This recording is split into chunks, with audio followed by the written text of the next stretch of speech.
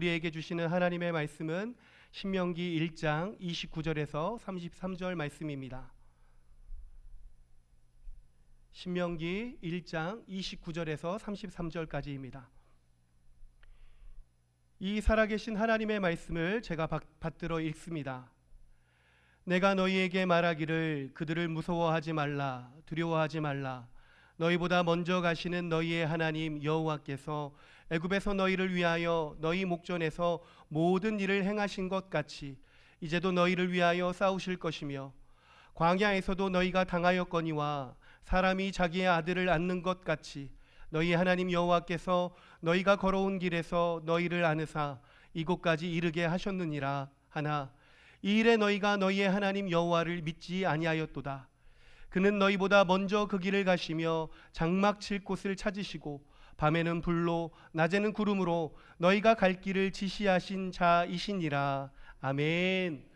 할렐루야. 오늘 거룩한 주일 주님의 전에 나오신 우리 모든 성도님들을 주님의 이름으로 환영하고 축복합니다. 한 주 동안 세상에서 이리 치이고 저리 치이시면서 얼마나 마음이 상하셨습니까? 오늘 예배를 통하여 온전히 회복되는 은혜가 있기를 소원합니다.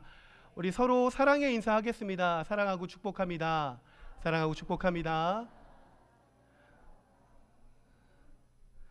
네, 사랑하고 축복합니다.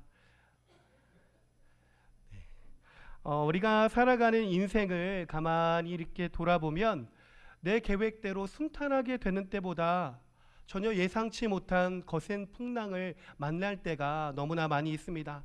요즘 장마라서 비가 참 많이 오잖아요, 그렇죠? 그래서 아침에 날씨가 좋은 것 같아서 가벼운 옷차림으로 우산도 들지 않고 나섰다가 갑자기 소낙비가 내려서 옷이 흠뻑 젖는 그런 어려움을 겪기도 합니다. 이처럼 우리의 인생에는 예고 없이 찾아오는 질병과 그리고 경제적인 위기, 자녀의 문제, 또 그리고 얽히고 설킨 인간관계의 어려움들이 수시로 우리를 덮쳐오고 있습니다.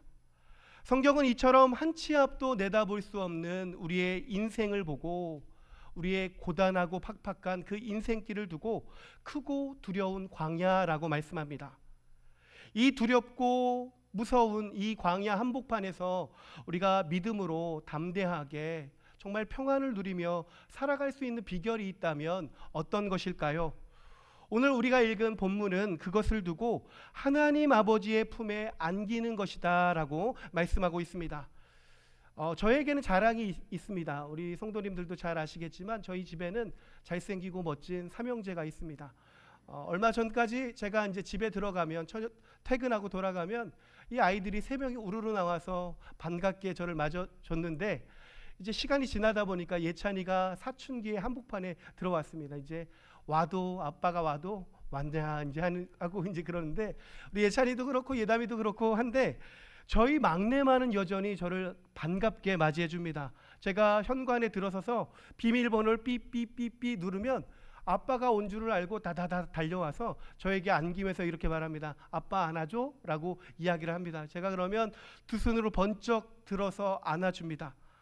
우리 예원이를 이렇게 안을 때 제 기분이 얼마나 좋은지요. 정말 예원이가 제 품에서 환하게 웃는 모습을 보면 그것만큼 행복한 것이 없는 것 같습니다. 그런데 저희 막내 예원이가 저한테 안기는 것이 사실은 어떤 것을 기대하고 안기는 것이 아닙니다. 뭐 아빠 품에 안기면 맛있는 것을 주거나 아니면 자기가 원하는 것을 해줘서 저의 품에 안기는 것이 아닙니다. 그냥 아빠가 좋으니까, 아빠를 사랑하니까 제 품에 안겨서 저도 우리 예원이의 체온을 느끼고 예원이도 저의 체온을 느끼면서 얼마나 행복한지 모릅니다. 그런데 우리의 신앙도 이와 같다는 것입니다.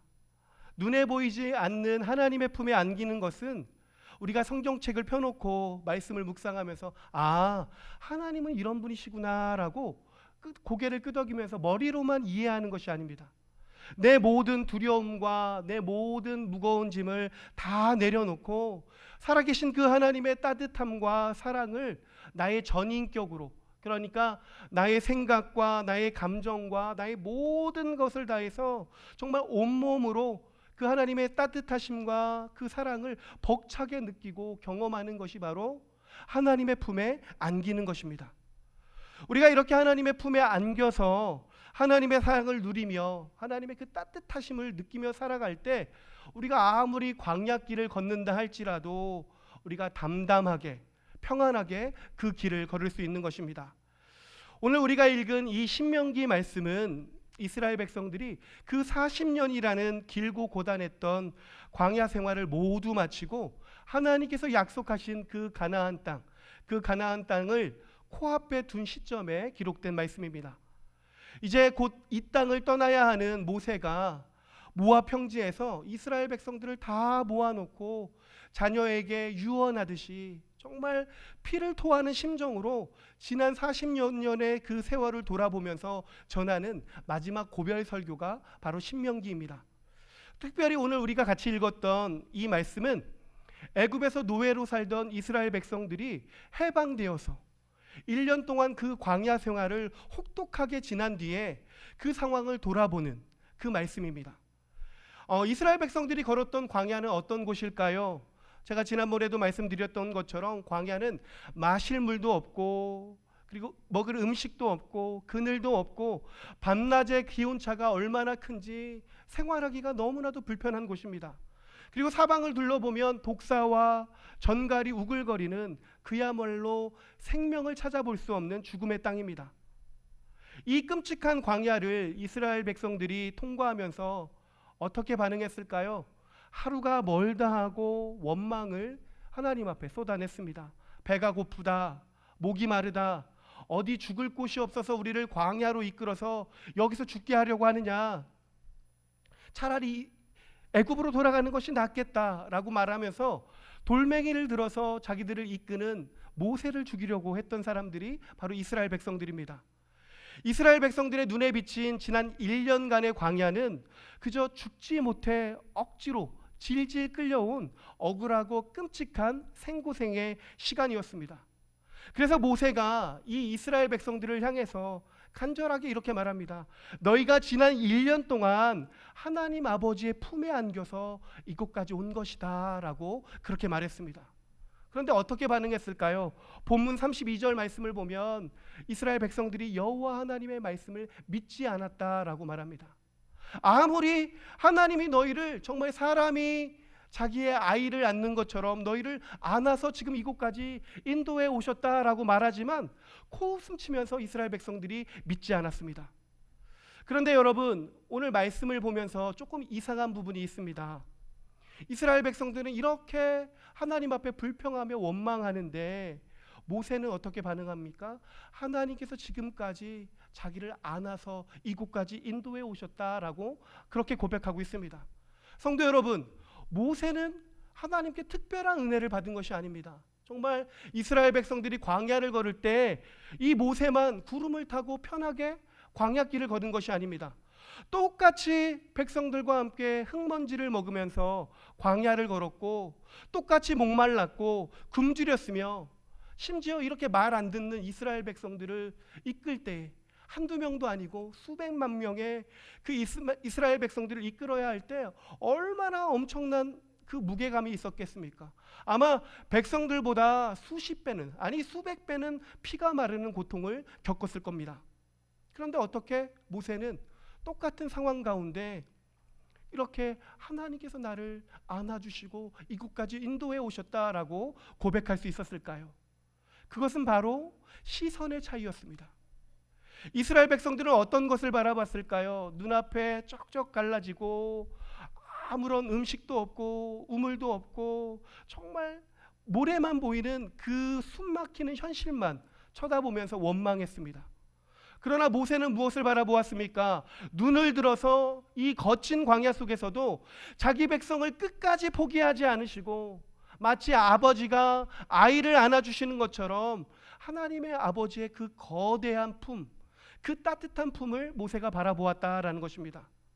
이스라엘 백성들은 현실에 매몰된 시선, 그러니까 문제만 바라보고 있었지만 모세는 약속을 바라보는 영적인 시선, 이 하나의 차이가 원망하고 불평하는 자와 그리고 하나님을 찬양하는 자의 운명으로 완전히 갈라놓은 것입니다. 성도 여러분, 오늘 이 말씀은, 이 이야기는 성경에만 나와 있는 이야기가 아닙니다. 오래전에 기록되어 있는 그런 이야기가 아닙니다. 바로 우리의 이야기입니다. 성도 여러분, 우리도 똑같은 어려운 일을 만났을 때 어떻게 반응합니까? 어떤 사람은 원망과 낙심으로 무너져 버리고, 또 어떤 사람은 그 가운데에서도 하나님이 나를 지켜주시고 나를 안아주신 것을 발견하고 하나님 앞에 감사의 찬양을 올려드립니다. 똑같이 아픈 일을 겪었는데 어떤 사람은 하나님이 나를 버리셨다, 하나님은 계시지 않는다라고 절망하고, 어떠한 사람은 그 어려움 가운데에서도 하나님이 나를 지켜주시고 나를 안아주신다라고 고백합니다. 이것은 우리에게 무엇을 말하는 것일까요? 환경이 우리를 결정하는 것이 아니라는 것입니다.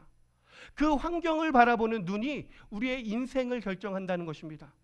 그러니까 우리에게 필요한 것은 내가 원하는 대로, 내가 바라는 대로 환경이 이루어지는 것이 아니라 모세처럼 믿음으로 하나님을 바라보는 눈, 그러니까 곧 하늘을 바라볼 수 있는 영적인 눈이 우리에게 필요하다는 것입니다. 성도 여러분, 우리 성도 여러분은 지금 어디를 바라보고 계십니까? 나의 문제, 아니면 이 땅을 바라보고 계십니까? 아니면 하나님을 바라보고 계십니까? 바라기로는 모세처럼 위를 바라보는 눈, 하나님을 바라보는 영적인 눈이 우리 성도님들 가운데 있기를 주님의 이름으로 축복합니다. 아멘. 오늘 말씀을 보면 모세는 광야에서도 하나님이 너희를 그렇게 안아주셨다라는 것을 말하면서 세 가지로 구체적으로 하나님이 우리를 안아주시는 것이 어떤 것인지를 구체적으로 알려주고 있습니다. 첫 번째는 하나님께서 우리를 위하여 대신 싸워주신다는 것입니다. 30절 말씀을 보면 너희를 위하여 싸우실 것이며 라고 말씀합니다. 제가 얼마 전에 어떤 영상을 보았는데 사나운 들개들이 어린 여자아이를 공격하는 겁니다. 그러자 아빠가 급하게 나타나서 몸을 던지면서 아이를 보호하는 겁니다. 발길질을 하고 옆에 있는 것들을 던지면서 그 개를 쫓는 모습을 보았습니다. 마찬가지로 하나님께서도 우리가 어려움 가운데 있을 때 하나님께서 직접 몸을 던지셔서 우리를 대신해서 싸워주신다라는 것입니다. 사랑하는 성도 여러분, 이 이스라엘 백성들이 애굽에서 포로 생활만 하다가 광야길을 걸을 때 얼마나 힘들었겠습니까? 그 죽음만 있는 땅, 그 길을 걸을 때 너무나도 힘들고 어려웠습니다. 그런데 성도 여러분, 아말렉 족속이 갑자기 이스라엘 백성들을 기습했던 적이 있습니다. 그런데 이 아말렉 족속이 얼마나 비겁한지 어디를 공격했을까요? 그 이스라엘 백성들의 행렬 중에 가장 뒷열을 공격했습니다. 그 뒷열에 누가 있었을까요? 그 부녀자와 약한 어린아이들과 어른들이 제일 뒷열에 있었습니다. 광야길을 걷다 보니까 너무 힘드니까 자기도 모르게 가장 뒷열로 뒤처진 겁니다. 그러니까 이 아말렉도 저기를 공격하면 이길 수 있다는 걸 알았던 겁니다. 그러니까 공격했습니다. 그런데 하나님께서는 그때에도 모세에게 두 손을 들어 기도하게 하시고, 정말 하나님께서 보이지는 않으시지만 하나님께서 이스라엘 백성들을 등 뒤로 숨겨 놓으시고 하나님께서 직접 칼이 되시고 방패가 되어 주셔서 이스라엘 백성들을 지켜주시고 이스라엘 백성들을 대신하여 싸워주셨다는 것입니다. 그리고 이스라엘 백성들이 광야길을 걸을 때 이러한 어려움만 있었겠습니까? 광야길을 걸을 때 수시로 모래 폭풍이 몰려왔을 겁니다. 그리고 아까도 말씀드린 것처럼 뱀과 전갈이 그리고 들짐승들이 얼마나 위협했겠습니까? 그런데 하나님께서는 그 상황 속에서도 늘 지켜주시고 보호해 주셨다는 것입니다. 그러니까 이스라엘 백성들이 이 40년의 광야길을 지나서 하나님이 약속하신 그 땅에 도착한 것은 자기의 힘으로 그것들을 이겨낸 것이 아니라 하나님께서 자기의 백성을 자기의 품에 꽉 안고 대신 싸워주셨기 때문에 그들이 약속하신 땅까지 도착할 수 있었다라는 것입니다. 이것처럼 하나님이 자기의 백성을 꽉 품에 안아주시고 대신 싸워주시는 것, 이것이 바로 하나님이 우리를 안아주시는 것이다라는 것입니다. 그리고 두 번째로는 하나님이 우리를 안아주시는 것은 그 광야 땅에서도 우리를 위하여 필요한 모든 것들을 공급해 주시는 것입니다. 31절 말씀을 보면 이렇게 말씀합니다. 너희를 안으사 이곳까지 이르게 하셨느니라. 아멘. 광야는 어떤 땅입니까? 아무리 사방팔방을 둘러보아도 씨를 뿌릴 만한 흙이 없고 그리고 물을 기를 수 있는 우물도 없습니다. 사방을 둘러보아도 그냥 모래만 있는 곳입니다. 그런데 이스라엘 백성들은 어땠습니까? 그곳에서 40년을 지나갔지만 이스라엘 백성들 중에 굶어 죽은 사람이 한 명도 없었습니다. 아버지가 자식을 먹여 살리듯이 하나님은 때마다 만나를 내려주셨고, 고기가 먹고 싶다고 했으면 고기를 내려주셨고, 그리고 반석을 터뜨려서 그들에게 생수를 마시게 해주셨습니다. 불가능한 상황 속에서도 그들의 삶 가운데 필요한 모든 것들을 세밀하게 공급하여 주셔서 기어코 오늘 그 약속한 그 땅 가운데 도착할 수 있도록 하나님께서 지켜주시고 공급해 주신 것, 이것이 바로 하나님이 이스라엘 백성들을 안아주신 두 번째의 의미입니다. 그렇다면 세 번째는 무엇일까요? 그 광야길 가운데 하나님께서 앞장서셔서 그들의 길을 인도해 주셨다는 것입니다. 제가 말씀드린 것처럼 광야는 사방을 둘러보아도 모래만 보이는 황량한 땅입니다. 지금처럼 내비게이션이 있는 것도 아니고 이정표가 있는 것도 아니고 지도가 있는 것도 아니고 그냥 캄캄한 미지의 땅입니다. 자기의 힘으로는 한 걸음도 내디딜 수 없는 그 광야에서, 그 막막한 가운데서 하나님께서 낮에는 구름 기둥으로 그늘을 만들어 주셨고, 밤에는 불 기둥으로 맹수를 쫓아내시며 그들의 텐트 칠 곳을 앞장서서 찾아주셨다는 것입니다. 하나님께서 그들의 인생 가운데 가장 완벽한 가이드가 되어주셔서 친히 앞길을 인도해 주시며 그들을 이끌어 주신 것, 이것이 바로 하나님 품에 안긴 자가 누리는 놀라운 축복이라는 것입니다. 사랑하는 성도 여러분, 이 세 가지를 깨달은 모세에게 하나님은 어떤 분이셨을까요?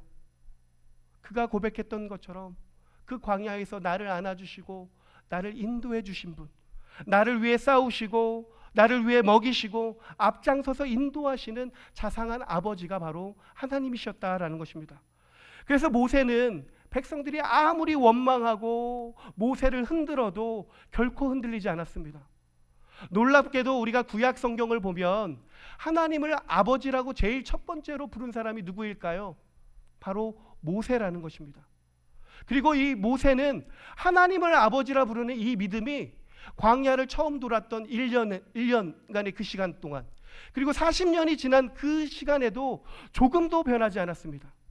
모세는 죽음을 앞둔 그 마지막 순간까지 이렇게 고백했습니다. 우리 신명기 33장 27절 말씀 우리 같이 읽도록 하겠습니다. 같이 읽겠습니다. 신명기 33장 27절 같이 읽겠습니다. 영원하신 하나님이